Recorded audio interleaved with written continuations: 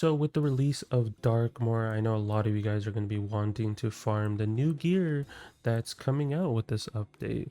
So this whole video is going to break down where all the gear is going to be dropped from and what bosses that you need to do and how many times you need to do them as well. So this whole video is going to compile that. I've done this for the past 2 years, so it kind of makes sense for me to do it again and go over all that stuff. So if you do enjoy this type of content, be sure to leave a like, subscribe, all type of stuff. Appreciate all the people that do leave comments on the video. It does push out the video to more viewers, so hey, do me a favor and just leave a comment. It can be literally anything. But in this video, I'm not going to go over strategies.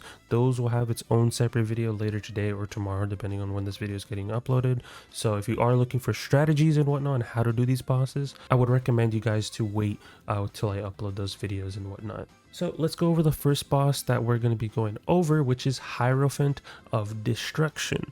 This is a boss that you guys fight in, I believe, the Black Lagoon, and this boss also has a challenge mode.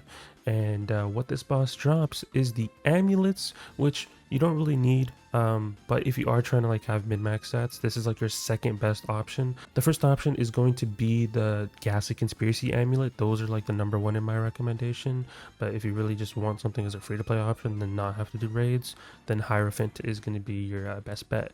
And then after that, she also does drop the jewels specifically for tier and triangle, which you are going to need for the tier ones if you want to craft Moon Shield tier jewel, because that's the only new one. Or if you haven't done Waldaroo, you will probably need these anyways, just because hey, you need to have access to them somewhere.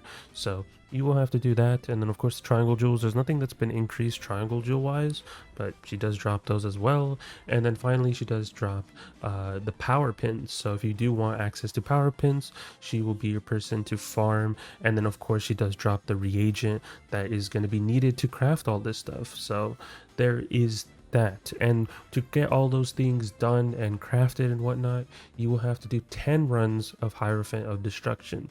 And it's a pretty straightforward fight. From my testing, it's like 1 round, so I wouldn't sweat it too much. It's just animation central, and it's just going to be a time-consuming fight for that reason. Yeah, it's 1 round, but there's just still a lot of animations being played in this fight, so there's that. Then we move on to the next one, and the next boss that we're going to be talking about is the Greyman Golem. Now, Greyman Golem has been changed a little bit since the first release of Test Realm to the last week and the final build. Before, it was, if you're trying to solo it, there would be 4 bosses of the Greyman Golem in the final part of that dungeon. But it got changed, thankfully, to being only 2. So if you are trying to solo it or like duo it, it will only be 2 variations of them. So it'll be a little bit more easier. But if you are in a team, there will be 4 of these bosses. Now, this boss is kind of scary, don't get me wrong. But whenever I post a guide, it's a very straightforward guide, and you'll breeze through these pretty straightforward. He's kind of like a mini Loon Knight boss, in my opinion, with how long it takes. So this will be a boss that takes 5 runs. He does drop the robes, which you really aren't going to be using, in my opinion, unless like you're running a specific niche build. But you wouldn't be really using this for the robes, because the ideal robe currently is to use the raid robe, the demonic robe, or if you don't have demonic, is to open the motorist pack at 170, and that will give you the same exact stats as the raid robe. Beyond that, if you don't want to use any of that, usually what people use is plot armor or the Liches and Legends robe, which those 2 are identical in stat wise. It's just the item card is different. So the new robes isn't something you're going to be using, in my opinion, but hey, all up to you. He does also drop the Athames, which some people are going to be farming anyways because they increased to the health stat. So hey, depending on your school, you might want this, but for min-max purposes, technically you want this. Or if you still want to use the Mushu Athame, those are like the 2 best ones. I'm still going to be using Mushu Athame after this update because I like the Triangle Jewel. The damage didn't increase for my school, so I'm still going to be using the Mushu Athame to be able to sock it on an epic jewel and get better damage that way. So that's what I'm going to be doing. He does also drop the decks. The decks all give attenuate, I believe. So if you want those, go for it. But in my opinion, I'm still going to be using the Ghastly Conspiracy decks because they give a blade, which I find more valuable and the stats on it are better. So the raid deck, in my opinion, for PvE is just strictly better. But the ideal thing that you want from him, that you want for all your schools and whatnot, is the square jewels. The square jewels did get health increases. I believe like in the first iteration of test realm, it was only like a 5 health increase, but for like some schools, and some schools got major health increases. But now it's better, and a lot of schools got like, I think like 60 or something like that. So definitely worth doing, of course. And the cool thing is about this update is that now you can craft other school jewels, so you don't need to go for all these badges on every character. You only need to do it on one. So it's a good quality of life that they kind of did in Salanopolis, but now it's made its way into Darkmoor, which I really appreciate. It makes a lot of people not have to do the badges on multiple characters, because it is very stressful, don't get me wrong. And then lastly, he does, of course, drop the reagent, which you will need for crafting all the gear. So there is that. Then we move on to Balaur. I don't even know how to Balaur.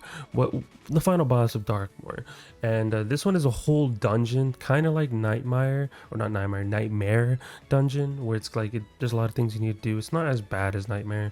It's definitely easier, and you only have to do 5 runs of this. And honestly, 5 runs of this is really not that bad. I will have a full in-depth guide on how to do this, and I believe with an optimal team and whatnot, I think a run takes like around 16, maybe like 12 or something like that minutes. It's not bad. I definitely recommend it to do this on one of your characters, because he drops all the important pieces of gear.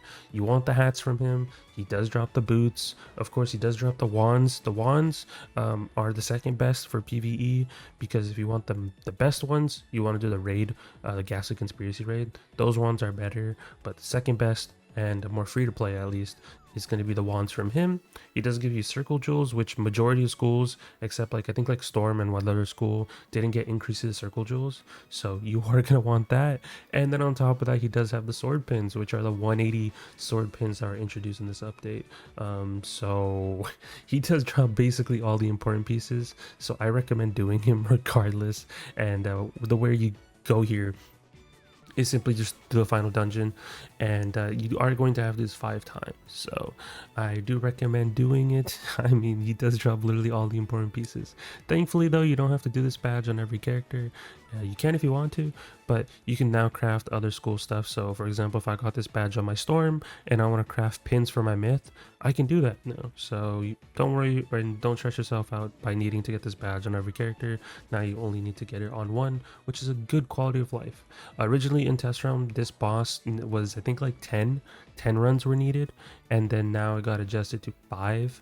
So there's, I think it was like 10 or 15, I don't remember, but yeah, it got changed to 5, so it's a lot more easier now, and hopefully the grind isn't as bad this update. And then finally, the last boss on this list is Sister Sanderson, which none of you guys might not realize this boss exists unless you've actually done side quests in test realm. But this is equivalent of doing like Mother Son or even Crash the Bandicoot, because this is a side quest boss. There is the side quest that I've already uploaded on the channel, so watch that video instead. In that video, I literally interact and do the whole quest line in that video. So if you're trying to figure out how to unlock it, watch that video. Perfect explanation on how to do it.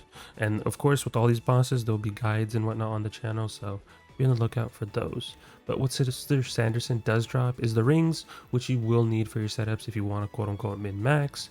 Of course, we do have the shield pins, and then she also does drop socket wrenches. So literally just like Crash, just like Mother Son, this will be your boss that you farm for your socket wrenches. So, and on top of that, this will probably be your best spot to farm the reagent as well if you are going to try to craft the gear. It's going to be a toss-up between this boss and Hierophant, because both bosses are 1 to 2 round. But the thing is that Sister Sanderson is a 2-round fight, but you get socket wrenches, while Hierophant is a 1-round fight, but you don't get socket wrenches. But there's slightly long animation in there, so you do have to remember that. But it's going to be a toss-up between that for what's the best spot to farm that reagent. And you will have to do this boss 5 times to be able to craft, which is very easy as well. So those are all the spots where you have to farm all the gear. Hopefully this explains it all, and here I'll even toss up a loot map on screen. Be sure to pass this around with your friends and send them my way. Hopefully this can be helpful. I've been doing loot maps for the past 2 years now, because I've done it for Salanopolis and I've done it for Wallaroo. And a lot of people have been liking the loot map, so I'm gonna keep doing this every year as long as I can, of course. And I know a lot of you guys like seeing this loot map just because it's easier to pass around, and the number icon represents how many are needed to craft the badge. So very straightforward. But that is it for me. Leave a like, subscribe, all type of stuff, and I'll catch you guys in the next one. Peace out, guys.